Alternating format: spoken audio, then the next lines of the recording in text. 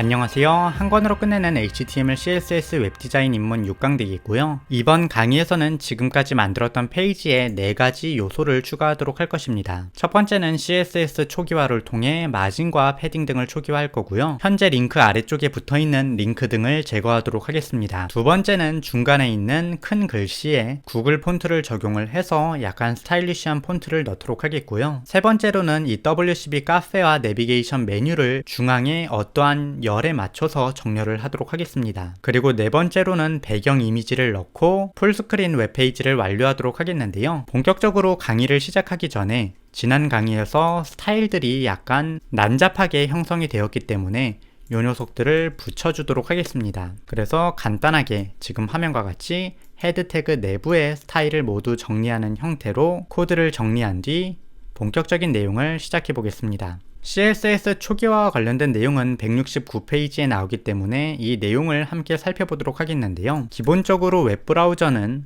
어떠한 스타일을 적용을 해서 우리에게 보여주게 됩니다. 그래서 구글 크롬에서 어떠한 웹페이지를 열었을 때, 그리고 파이어폭스에서 실행을 했을 때 글자의 폰트라든지 여백이라든지 입력 양식의 크기가 모두 다르게 나오게 됩니다. 이것을 통일해주기 위해서는 개발자가 이 모든 것을 하나하나 지정을 해서 초기화를 해줘야 됩니다. 이를 CSS 초기화라고 부르게 되는데요. CSS 초기화는 모든 웹페이지를 만들 때 기본적으로 사용되는 내용이기 때문에 자주 사용되는 부분 같은 경우에는 다른 사람들이 미리 만들어서 정리해둔 것들이 있습니다. 우리는 그렇게 정리된 것을 Reset CSS 라이브러리라고 부르게 되는데요. Normalize라든지 Less.css라든지 등의 다양한 Reset CSS 라이브러리들이 있습니다. 이 책에서는 less.css라는 라이브러리를 사용을 하게 되는데요. 일단 이 녀석의 사용 방법을 간단하게 알아보도록 하겠습니다. 책에 있는 링크의 페이지로 들어와 주신 뒤 아래쪽을 보시게 되면 CDN이라고 되어 있는 부분이 있는데요. 이 CDN의 아무 부분이나 가져와서 타이틀 태그 아래 부분 정도의 링크로 스타일 시트인 녀석을 읽어주시면 됩니다. 그래서 지금 이 한 줄의 코드를 작성을 하기만 하면 Reset CSS 라이브러리를 읽어드릴 수 있게 됩니다. 이 Reset CSS 라이브러리를 사용할 때 주의할 점은 절대 우리가 입력한 CSS 부분보다 아래쪽에 입력하면 안 된다는 것입니다. 아래쪽에 입력을 하게 되면 우리가 만든 CSS가 이 Reset CSS에 의해 덮어 씌워지기 때문에 항상 위쪽에 지정을 해야 된다는 것을 기억을 해주시면 좋겠습니다. 그럼 이 녀석을 지정하지 않았을 때와 지정했을 때의 차이를 한번 보도록 하겠는데요. 지정하지 않았을 때는 지금 화면과 같고 지정했을 때는 지금 화면과 같습니다. 보게 되면 여백 등이 제거된 것을 알 수 있습니다. Reset CSS는 방금 언급했던 것처럼 CSS 초기화를 할 때 많이 사용되는 부분을 정리한 것인데요. 그렇다고 모든 것을 초기화해 주는 것은 아니기 때문에 우리가 추가적으로 필요한 부분은 더 초기화를 해줘야 됩니다. 대표적으로 초기화를 많이 하는 부분 같은 경우에는 텍스트 데코레이션을 논으로 설정을 해서 링크 아래의 밑줄을 제거하는 것인데요. 텍스트 데코레이션이 논이 아닐 때는 링크 아래에 밑줄들이 달려 있지만 텍스트 데코레이션을 논으로 지정을 하게 되면 그 밑줄들이 사라지는 모습을 볼 수 있습니다. 이어서 책에서는 이미지의 맥스 위스를 100%로 지정을 하는 것도 초기화를 해주고 있는데요. Reset CSS 이외의 초기화 부분은 필요한 부분들만 이렇게 따로 초기화를 해주시면 되겠습니다. 그럼 이어서 폰트 지정에 대해서 살펴보도록 하겠는데요. 현재 책에서 만들고 있는 페이지를 보시게 되면 Will Make Your Day라는 부분이 폰트가 굉장히 이쁘게 되어 있습니다. 우리는 그냥 딱딱한 폰트인데요. 이 폰트는 구글 폰트에서 불러온 웹 폰트입니다. 따라서 구글 폰트를 사용하는 방법을 간단하게 알아보도록 할 텐데요.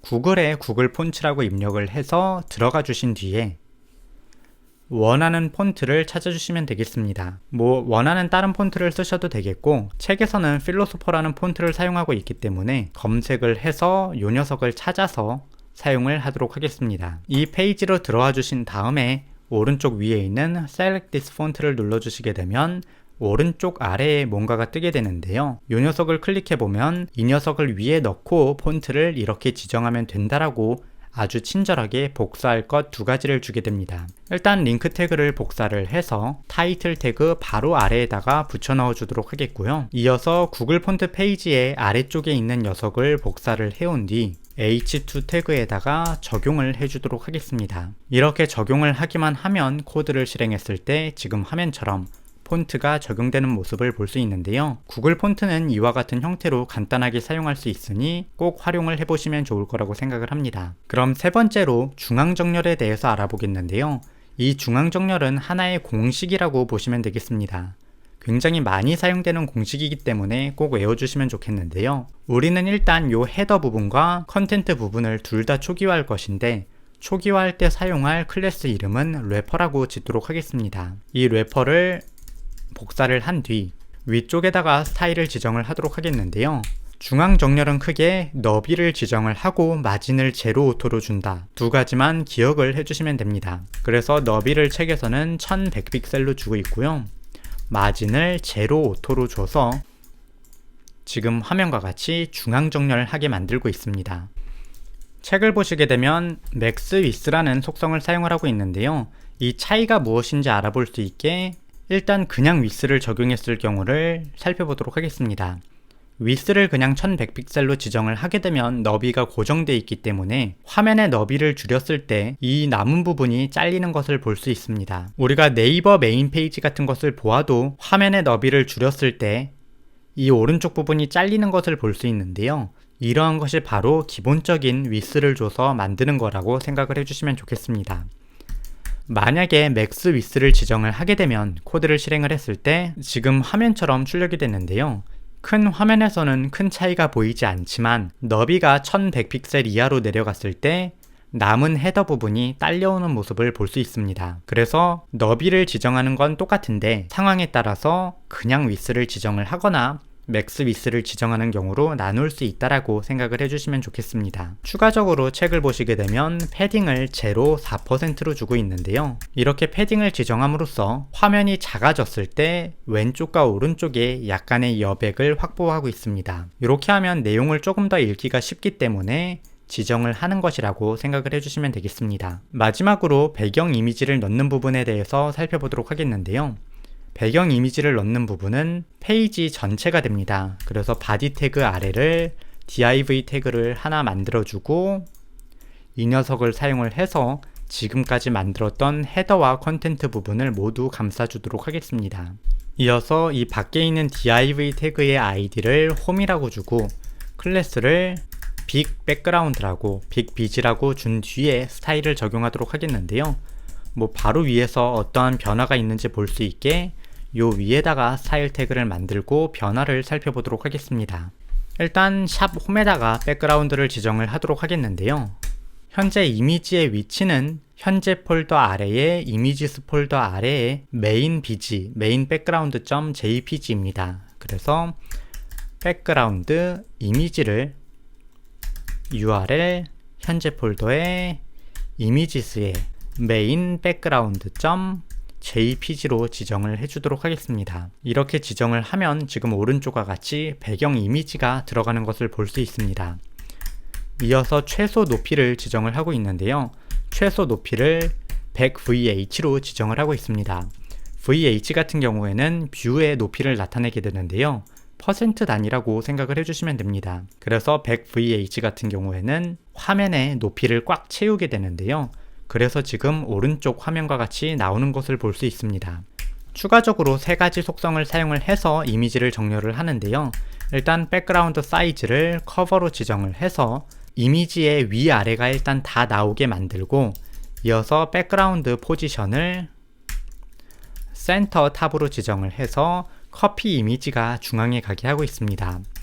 이어서 요거까지는 지정할 필요가 없을 것 같은데 화면이 너무 커져서 반복이 일어날 때 그 반복을 막기 위해서 백그라운드 리핏을 노 리핏으로 지정을 해서 배경 이미지 설정을 마무리하고 있습니다. 그래서 현재 상태에서 크롬에서 코드를 실행해 보게 되면 지금 화면과 같이 깔끔한 풀스크린 웹페이지가 출력되는 모습을 볼 수 있습니다. 간단하게 모두 완료를 해보았는데요.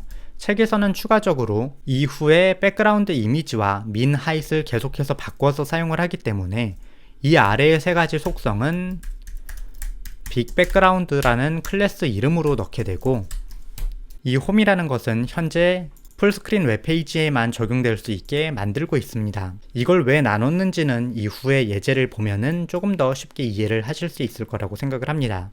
그냥 편리성을 위해 나눈 거니까요. 그래서 간단하게 풀스크린 웹페이지를 모두 만들어 보았는데요. 기본적인 CSS 속성들은 사실 이름만 보아도, 속성만 보아도 쉽게 이해하실 수 있을 거라고 생각을 합니다.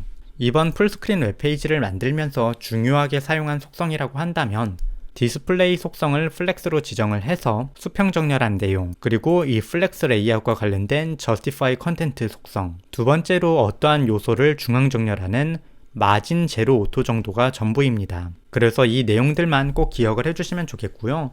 나머지는 그냥 코드를 찬찬히 읽어보면서 그냥 이렇게 하나하나 숫자를 지정을 하면서 디자인을 했구나 정도로만 이해를 하셔도 큰 문제 없을 거라고 생각을 합니다. 그럼 풀스크린 웹페이지는 여기까지 되겠고요. 다음 강의에서는 204페이지에 나오게 되는 투컬럼 레이아웃을 살펴보도록 하겠습니다. 사실 이 내용도 보게 되면 중앙정렬과 수평정렬 두 가지만 나오게 되는데요. 요소들 중앙정렬하고 그냥 요 요소들 수평정렬만 하면 끝나는 문제입니다. 아무리 어려운 페이지라도 요 두 가지만 공식을 기억을 해주시게 되면 만드는데 큰 무리가 없기 때문에 이번 페이지를 만들면서 사용한 내용을 다시 한번 꼭 짚어보시면 좋겠고요.